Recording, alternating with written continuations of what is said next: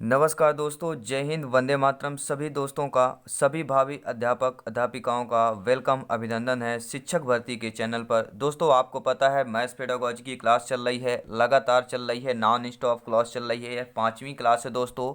सभी प्रश्न आपके सिलेबस के अनुसार है, सभी प्रश्न आपके शिक्षक भर्ती में पूछे जाने वाले प्रश्न है, संभावित प्रश्न है या पूछे गए प्रश्न है। दोस्तों, आपने अभी तक इसकी पिछली क्लासेस नहीं देखी है तो यहाँ पे आई बटन पे लिंक आएगा, आप लोग देख सकते हैं। प्रत्येक क्लास में 15 शिक्षण शास्त्र के प्रश्न होते हैं, जैसे आपके एग्जाम में पूछे जाते हैं। तो चलिए शुरू करते हैं दोस्तों।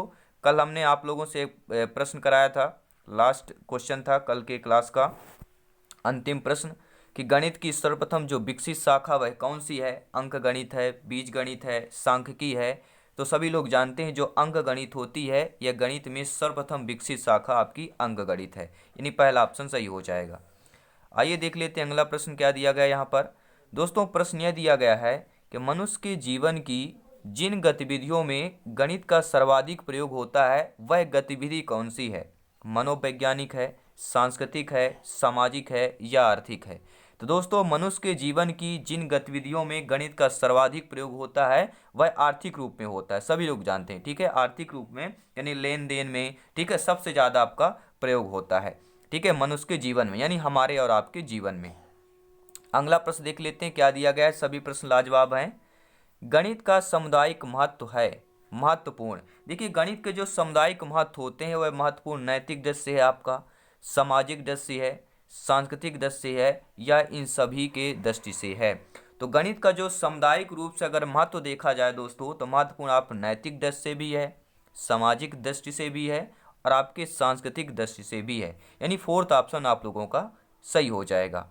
आइए देखते हैं अगला प्रश्न। वीडियो को लाइक शेयर करते जाएंगे। प्रश्न आ चुका है, गणितीय पदों को परिभाषित करने का सामुदायिक उद्देश्य है। जी हाँ दोस्तों, गणितीय जो पद होते हैं उनको परिभाषित करने का सामुदायिक उद्देश्य क्या होता है।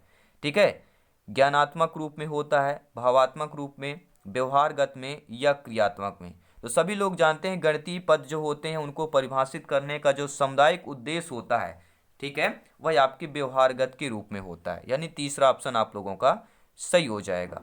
आइए देख लेते हैं अगला प्रश्न क्या दिया गया है। निम्न में से कौन जो है गणित का प्रयोग नहीं कर रहा है। अब देखिए ऑप्शन पढ़ेंगे किसमें गणित का आपका प्रयोग नहीं हुआ है और ऐसे प्रश्न पूछे जाते हैं। सीता सब्जी वाले से सब्जी खरीद रही है, रमन अपने पिता की दुकान का बही खाता जांच रहा है, राहुल खेत में अपने चाचा के साथ काम कर रहा है और सुनीता जो है धूप में कपड़े को गिन रही है। तो देखिए, सीता बाजार में अगर सब्जी खरीद रही है तो यहाँ पे गणित का प्रयोग हो रहा है। खरीदना यानी कि समझ सकते हैं, ठीक है, यहाँ पे खरीदना आपका गणित का प्रयोग हो रहा है। रमन अपने माता की दुकान का बही खाता, तो जब भी बही खाता आ गया तो यहाँ पर भी गणित का प्रयोग हो रहा है। तीसरा है राहुल खेत में अपने चाचा के साथ काम कर रहा है। देखिए, काम करना जो है यह गणित में प्रयोग नहीं होता है, ठीक है, तो आपका तीसरे ऑप्शन में गणित का प्रयोग नहीं हो रहा है। और चौथे में देखेंगे सुनीता धूप में सूख रहे कपड़े को गिन रही, तो गिनना भी एक गणित का हिस्सा है। तो आपका तीसरा ऑप्शन देखेंगे कि राहुल खेत में अपने चाचा के साथ काम कर रहा है, इसमें आपके गणित का प्रयोग नहीं हो रहा है। आइए देख लेते हैं अगला प्रश्न क्या दिया गया है। गणित का ज्ञान समाज में जीने के लिए प्रत्येक को होना आवश्यक माना जाता है। जी हाँ दोस्तों, गणित का ज्ञान जो है समाज में जीने के लिए प्रत्येक का होना आवश्यक माना जाता है। क्योंकि क्योंकि क्यों माना जाता है, क्योंकि गणित शिक्षण व्यवहारगत में होता है। बहुत सी सामाजिक क्रियाएं गणित पर निर्भर होती हैं। गणित व्यक्ति में तर्कात्मक कौशल का विकास करना है। तो ये उपरोक्त सभी हो जाएंगे दोस्तों, ठीक है। गणित का ज्ञान समाज में जीने के लिए प्रत्येक को होना आवश्यक माना जाएगा, इन सभी का होना आवश्यक माना जाएगा, ठीक है। गणित शिक्षण व्यवहारगत में होता है, ये भी आवश्यक माना जाएगा। बहुत सी सामाजिक क्रियाएं गणित पर निर्भर करती हैं, ये भी आवश्यक माना जाएगा। गणित व्यक्ति में तर्कात्मक कौशल का विकास करना, ये भी आपका महत्व माना जाएगा, ठीक है। अगला प्रश्न देख लेते हैं दोस्तों। दिया गया है कि गणित की समाज में आवश्यकता होती है। जो हमारा समाज है, ठीक है, जो हमारा समाज है इसमें गणित की आवश्यकता होती है। लेन देन में, व्यापार या उद्योग में, एक एवं दोनों में या इनमें से कोई नहीं। तो आप लोग सभी लोग जानते हैं गणित की समाज में आवश्यकता जो होती है लेन देन में भी होता है और व्यापार और उद्योग में भी होता है, यानी तीसरा ऑप्शन सही हो जाएगा, ठीक है दोस्तों, अगला प्रश्न देख लेते हैं। बहुत से बच्चों कमेंट आता है सर क्वेश्चन हाई लेवल के कराइए, बहुत ही ठीक है दोस्तों, अभी स्टार्ट हुई है क्लास, आगे आगे देखते जाइए, क्योंकि किसी भी चीज़ को शुरू करने से पहले ठीक है सबसे अच्छा जो तरीका होता है वह होता है ज्ञान से अज्ञान की ओर जाना।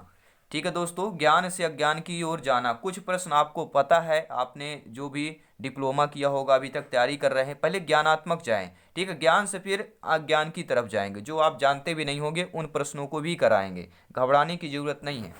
प्रश्नों को देखिएगा। गणित की उन्नति और वृद्धि देश की संपन्नता से संबंधित है, तो इनमें से किसका कथन है दोस्तों? जो गणित की उन्नति और वृद्धि होता है वह देश की संपन्नता से संबंधित है, यह किसका कथन है? आपके स्किनर का है, नेपोलियन का है, या जीन पियाजे का? तो सभी लोग जानते हैं नेपोलियन का यह कथन है कि गणित की उन्नति और वृद्धि के देश की संपन्नता से संबंधित है, तो यह आपकी नेपोलियन का कथन है। अगला प्रश्न देख लेते हैं क्या दिया गया है। सामुदायिक गणित जो है अंतर्निहित होती है, जो दोस्तों आपकी सामुदायिक गणित है, ठीक है, यह अंतर्निहित होती है। किसमें होती है अंतर्निहित? आपके त्रिकोणमिति में, अंक गणित में, समाकलन में, या अवकलन में होती है। सभी लोग कमेंट करेंगे।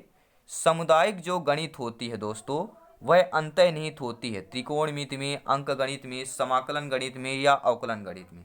तो सभी सभी लोग जानते हैं जो सामुदायिक गणित की अंतर्निहित होती है आपके समाकलन गणित में होती है। सामुदायिक सम से शुरू हो रहा है, समाकलन सम से शुरू हो रहा है, एक लॉजिकल वर्ड भी मेल खा रहा है, तो आपको याद करने में बहुत ही आसानी होगी। अगला आइए अगला प्रश्न देख लेते हैं। विद्यालयी पाठ्यक्रम में गणित का महत्व होता है। जो विद्यालय पाठ्यक्रम होता है उसमें गणित का महत्व होता है दोस्तों, ठीक है, विद्यालय का जो पाठ्यक्रम होता है उसमें गणित का महत्व होता है। बच्चों को सामाजिक गतिविधियों में सक्रिय भूमिका निभाने में सक्षम बनाना, बच्चों में नैतिक मूल्यों का विकास करना, बच्चों के बौद्धिक स्तर का विकास करना। ठीक है दोस्तों, तो विद्यालय पाठ्यक्रम में जो गणित का महत्व होता है ये सभी होते हैं कि बच्चों को सामाजिक गतिविधियों में सक्रिय भूमिका निभाने में सक्षम बनाना होगा, बच्चों में नैतिक मूल्यों का विकास करना भी होगा, बच्चों के बौद्धिक स्तर का भी विकास करना होगा। यानी ये उपरोक्त सभी जो है विद्यालय पाठ्यक्रम के गणित का महत्व होता है। ठीक है, चलिए अगला प्रश्न देख लेते हैं क्या दिया गया है यहाँ पे प्रश्न।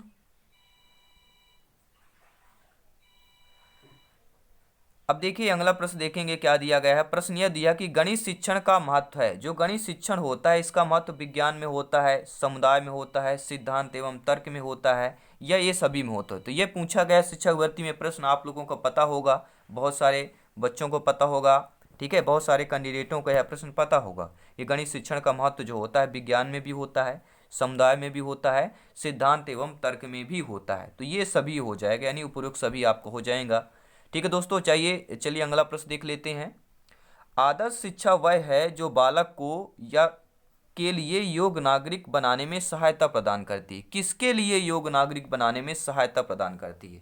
आदर्श शिक्षा वह है जो बालक के पाठ्य पुस्तक के योग पर, समाज के योग पर, सहायक सामग्री के योग पर, या उपरोक्त सभी पर। तो आदर्श शिक्षा वह है दोस्तों जो बालक को समाज के लिए योग्य नागरिक बनाने में सहायता प्रदान करती है। देखिए योग्य नागरिक बनेगा तो पाठ्य पुस्तक का नागरिक हो नहीं सकता, लॉजिकल वर्ड सोचिए, सहायक सामग्री का योग्य नागरिक नहीं हो सकता, तो योग्य नागरिक किसके लिए होगा? समाज के लिए होगा। तो आपका दूसरा ऑप्शन सही हो जाएगा। आइए देख लेते हैं अगला प्रश्न। गणित तर्क सम्मत यथार्थ कथन तथा सत्य बोलने की सामर्थ्य प्रदान करता है। इनमें से किसका कथन है? आपको पता है स्टेटमेंट कथन से 2-3 प्रश्न आउट ऑफ 30 में आना ही आना है। तो गणित तर्क सम्मत यथार्थ कथन तथा सत्य बोलने की सामर्थ्य प्रदान करता है, यह कथन जो है आपके डटन का है। इन्होंने डट कर सम्मत किया, हिम्मत किया, ठीक है, इन्होंने डट कर सम्मत किया, हिम्मत किया और बोला कि जो गणित तर्क सम्मत है, यथार्थ कथन तथा सत्य बोलने की सामर्थ्य प्रदान करता है। आइए देख लेते हैं अगला प्रश्न क्या कह रहा है। देखिएगा ऐसा प्रश्न जरूर आता है, एक प्रश्न आएगा आपका एनसीईआरटी से भी।